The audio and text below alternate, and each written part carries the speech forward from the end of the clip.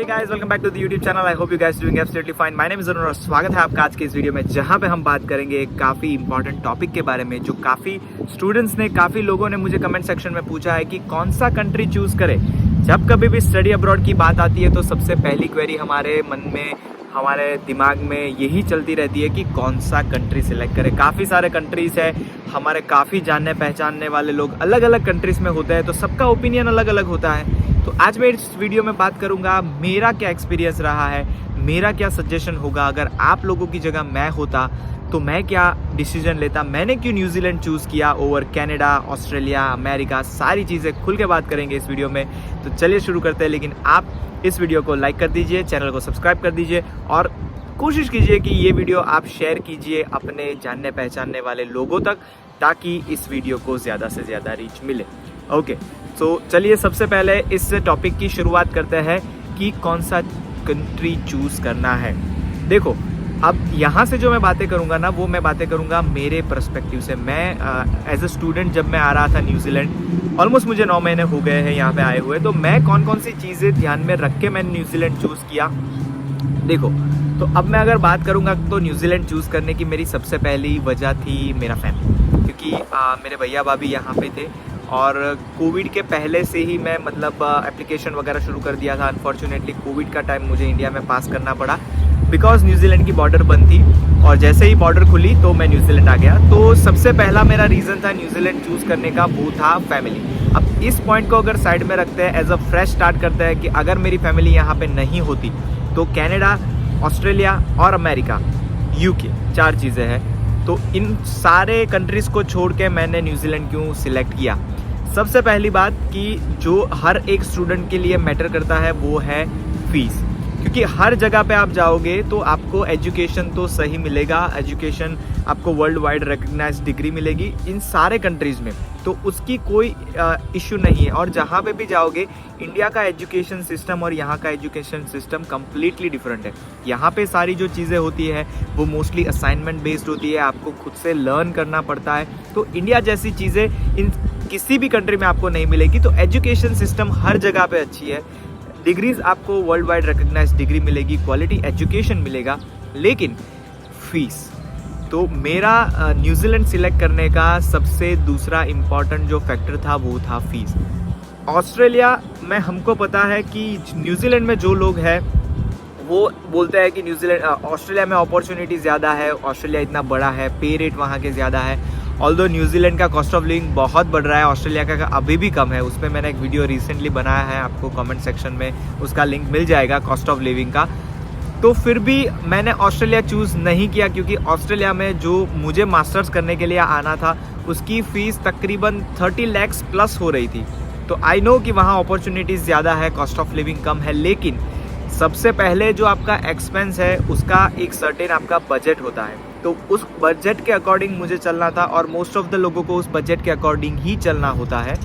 तो मैंने इसलिए चूज़ किया कि 30+ लाख फीस मुझे नहीं भरनी थी। तो जब फीस फैक्टर आता है तो ऑस्ट्रेलिया और अमेरिका, ये दोनों ऐसे कंट्रीज़ हैं जहाँ पे हाई फीस है। यूएसए की तो ऑस्ट्रेलिया से भी ज़्यादा है। तो अगर आप फीस ओरिएंटेड सोच रहे हो तो ये 2 कंट्रीज़ तो आपके फ़िल्टर से वैसे भी निकल जाएंगे जैसे मेरे फ़िल्टर से निकल गए थे। तो फीस के अकॉर्डिंग फिर मैंने चूज़ किया कि ओके चलो, तो इस फीस में, मतलब मेरी जो फ़ीस है वो तकरीबन 16 लाख के करीब हुई है मास्टर्स की। न्यूजीलैंड में जो यूनिवर्सिटीज़ में पढ़ते हैं बच्चे, ऑकलैंड यूनिवर्सिटी है, यूनिवर्सिटी ऑफ ऑकलैंड है, वहाँ पे उनकी फ़ीस 20 से 22 लाख हो रही थी। तो 20 से 22 लाख में अगर आप सोचोगे तो दूसरा आपके माइंड में कंट्री आएगा कि भाई कनाडा जाते हैं, लोग भर भर के कनाडा जा रहे हैं, इतने लोग कनाडा में, हमारे गुजराती, हमारे इंडियंस हो गए, तो भाई मैं भी कनाडा जाऊँ कि 20-22 लाख मुझे अगर खर्चा करना ही है तो मैं न्यूजीलैंड में क्यों करूँ, मैं कनाडा में खर्चा करूँ। तो ये सेम थॉट मेरे माइंड में भी आया था। तो इसको मैंने ऐसे देखा कि न्यूजीलैंड में मुझे 1.5 साल का मास्टर्स मिल रहा था। 1.5 साल का मास्टर्स मुझे इसलिए मिला क्योंकि मेरी जो फ़ीस है वो न्यूजीलैंड में सबसे कम है, ऑकलैंड में। तो उस कॉलेज में मुझे 1.5 साल का ही मास्टर्स मिल रहा था। जैसे मैंने बात करी AUT और UOA, यूनिवर्सिटी ऑफ ऑकलैंड की, जहाँ पे आपको कनाडा की इक्विवेलेंट 20-22 लाख फीस होती है, लेकिन वहाँ पे मास्टर्स 1 साल का होता है। तो फिर मैंने अपने माइंड को ऐसे प्रोसेस करवाया कि भाई 20-22 लाख रुपए मुझे खर्चा करने हैं, और अगर मैं कनाडा जा रहा हूँ तो वहाँ मुझे 2 साल का मास्टर्स करना पड़ेगा। तो सेम अमाउंट में अगर न्यूजीलैंड में मुझे 1 साल का मास्टर्स मिल रहा है तो मैं कनाडा क्यों जाऊँ, ऐसा मैंने सोचा। तो ये मेरा सजेशन है कि अगर ऐसे आप सोच रहे हो फीस के अकॉर्डिंग कि भाई AUT में आपको करना है 20-22 लाख, तो कनाडा में क्या दिक्कत है। और बीच में कनाडा में मैंने सुना है, मैंने पर्सनली एक्सपीरियंस नहीं किया, वो जो कनाडा होंगे वो उनको इस सिचुएशन की बेटर आइडिया होगी कि वहाँ पे थोड़े से स्टूडेंट जॉब को लेके क्राइसिस शुरू हो गए थे, कॉस्ट ऑफ लिविंग वहाँ पे भी बढ़ रहा था। और तीसरी चीज़ भाई, जो एक्सट्रीम वेदर कंडीशंस, वो मुझे बिल्कुल भी नहीं चाहिए था कि सुबह उठो इतना बड़ा ढेर लग गया हो बर्फ़ का, गाड़ी के ऊपर से बर्फ़ हटाओ, रास्ते में -15 -20 डिग्री में चल के जॉब पे जाओ। तो ये सारी मगजमारी मेरे को नहीं चाहिए थी, इसलिए मैंने कनाडा के ऑप्शन को भी साइड में रख दिया। तो अपने पास बचता था ऑप्शन न्यूजीलैंड और यूके बचता था। यूके के बारे में मुझे इस वीडियो में बात नहीं करनी है, क्योंकि यूके के बारे में मुझे कोई पिक्चर क्लियर नहीं है।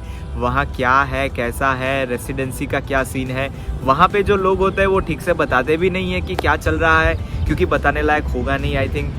तो मैंने फिर रिसर्च ही नहीं किया, क्योंकि पर्सनली मुझे यूके नहीं जाना था। अगर आप जो वीडियोस देख रहे हैं उसमें से किसी की पर्सनल चॉइस हो सकती है यूके जाने की, लेकिन वेल रिसर्च करके जाओ।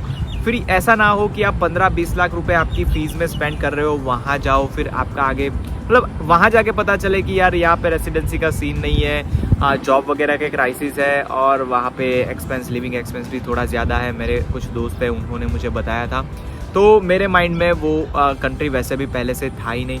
तो फिर बचता है अपना एक न्यूजीलैंड, तो इसीलिए मैं आ गया न्यूजीलैंड।